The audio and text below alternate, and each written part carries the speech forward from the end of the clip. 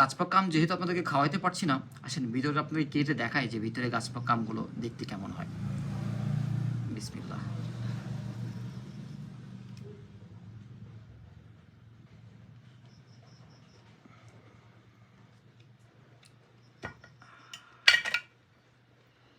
এই যে একদম যখন পেকে যায় না, এই যে সাইড একটা সাইজ, এই যে এই সামনের দিকে এই অংশটা খুবই নরম এবং মাশাআল্লাহ এত সুন্দর গন্ধ। এটা কিন্তু একদম যে আপনার খুব বেশি লাল হবে এরকম না, একটু হলুদের মতো হয় এবং খেতে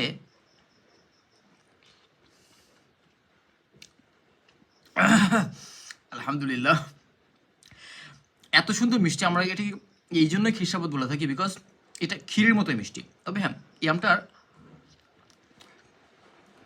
একটা জিনিস, সেটা হচ্ছে যে মুখের দিকে এই আঠার এই অংশটা, এটা কিন্তু অনেকটা আঠালো থাকে। এই উপরের দিকে বেশি মিষ্টি হয় আর নিচের দিকে একটু মিষ্টি কম হয়। তো আম খাওয়ার নিয়মটা হচ্ছে, আপনি যখন আম খেতে শুরু করছেন, এই নিচের দিকের অংশ রয়েছে এটা থেকে খেতে শুরু করবেন। এই সাইড থেকে যখন খাবেন আপনার মিষ্টি একটু কম লাগবে, শেষের দিকে সে উপরের অংশটা খাবেন, খুবই মজা লাগবে।